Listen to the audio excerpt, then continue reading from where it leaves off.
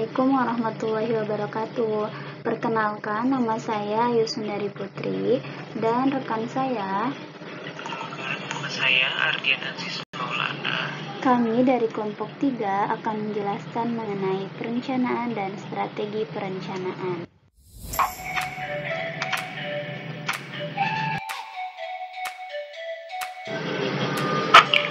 Bab 1. Latar belakang. Setiap organisasi perlu melakukan suatu perencanaan dan rencana dalam setiap kegiatan organisasinya agar dapat mencapai apa yang telah ditetapkan sebagai tujuan dari organisasi tersebut.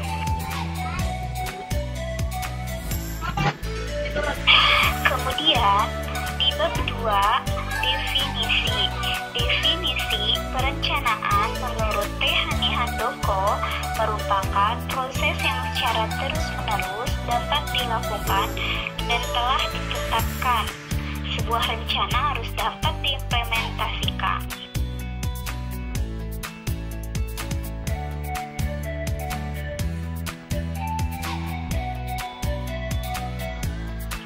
Tujuan perencanaan. A. Pemberi arah bagi pelaksanaan tanggung jawab baik yang dilakukan pimpinan maupun stafnya. B. Mengurangi ketidakpastian. C. Efisien. Dan D. Menjadi acuan fungsi selanjutnya. Selanjutnya ada asas-asas perencanaan. Asas merupakan suatu pernyataan fundamental atau kebenaran umum yang dapat dijadikan pedoman pemikiran atau tindakan. Di sini tersedia 12 asas. Yang pertama yaitu Principle of Contribution to Objective atau asas pencapaian tujuan. Setiap perencanaan dan segala perubahan dalam perusahaan atau organisasi harus ditujukan kepada pencapaian tujuan. Yang kedua ada Principle of Efficiency of Planning atau asas efisiensi perencanaan. Yang ketiga ada Principle of Primary of Planning atau asas pengutamaan perencanaan. Yang keempat ada Principle of Preference of Planning atau asas pemerataan perencanaan. Yang kelima ada Principle of Planning Premise atau asas patokan perencanaan. Yang keenam ada Principle of Policy Framework atau asas kebijakan pola kerja. Yang ketujuh ada Principle of Timing atau asas waktu. Yang kedelapan ada Principle of Planning Communication atau asas tata hubungan perencanaan. Yang kesembilan ada Principle of Alternative atau asas alternatif. Yang kesepuluh ada Principle of Limiting Factor atau asas pembatasan faktor. Yang kesebelas ada The Commitment Principle atau asas keterkaitan. Yang ke-12 ada The Principle of Flexibility atau asas flexibility.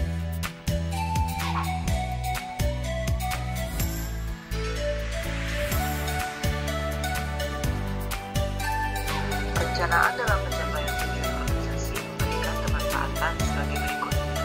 A. Merupakan arah tindakan dari organisasi. Jika tanpa perencanaan yang memiliki tujuan, maka organisasi tersebut tidak akan sampai pada tujuan yang diharapkan. B. Lebih terfokus pada sasaran dan hasil yang hendak dicapai. Semua anggota organisasi akan memberikan perhatian dan fokus pada rencana-rencana kegiatan. C.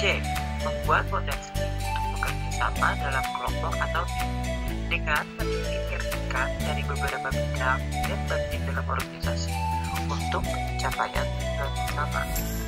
D. Mengantisipasi berbagai permasalahan dengan memperhatikan berbagai perubahan yang akan terjadi. E. Memberikan bantuan dalam pembuatan keputusan. Maksudnya, dengan perencanaan kita selalu berpikir ke masa depan dan tidak akan keputusan selalu tujuan yaitu ke masa depan organisasi. F.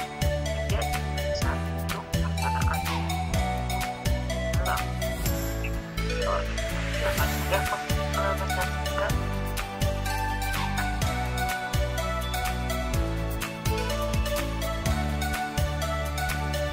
Selanjutnya ada jenis-jenis perencanaan. Yang pertama yaitu perencanaan strategis. Perencanaan strategis disingkat dengan Renstra, merupakan pengembangan rencana untuk mencapai tujuan strategis atau merupakan langkah-langkah tindakan yang diperlukan dalam pencapaian tujuan. Dimaksud sebagai dasar keputusan terhadap pembagian sumber daya yang ada. Kemudian yang kedua ada perencanaan taktis. Perencanaan taktis dilakukan sebagai pengembangan dan pelaksanaan pada rencana strategis, serta bertujuan pada pencapaian rencana taktis. Biasanya perencanaan ini dilakukan oleh pimpinan tingkat atas dan menengah. Selanjutnya di poin 3 ada perencanaan operasional. Perencanaan operasional dikembangkan oleh manajer pada tingkat menengah dan tingkat bawah yang menitikberatkan pada perencanaan taktis dalam mencapai tujuan operasional. Selanjutnya yang keempat ada kontingensi.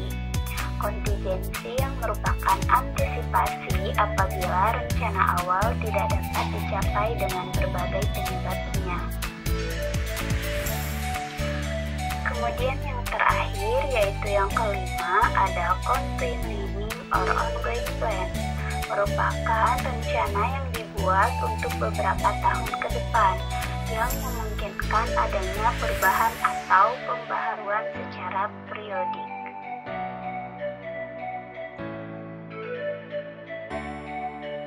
Selanjutnya perencanaan strategi. Apa itu perencanaan strategi? Berikutnya akan dijelaskan oleh rekan saya.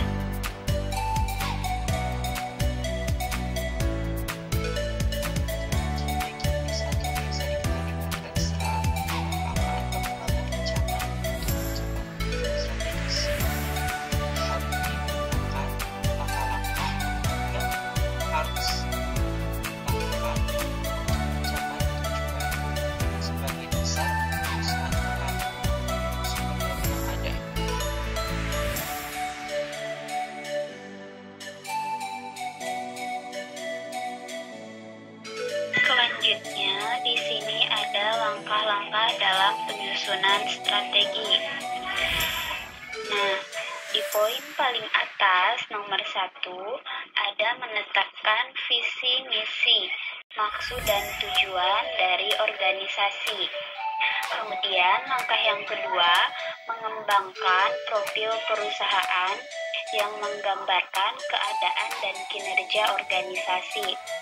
Langkah ketiga, melakukan analisis pada lingkungan yang berada di luar organisasi melalui mengidentifikasi cara-cara dalam melakukan perubahan-perubahan lingkungan ekonomi, teknologi, sosial budaya, politik yang secara tidak langsung dapat mempengaruhi organisasi.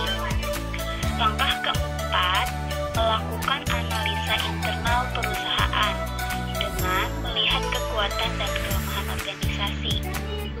Kemudian, langkah kelima, mengidentifikasi kesempatan dan ancaman strategi. Poin keenam, membuat keputusan strategik dengan meneliti, memberikan penilaian dan menentukan serta melakukan pilihan lain strategik yang merupakan proses pembuatan keputusan strategik. Langkah ketujuh, melakukan pengembangan strategi perubahan.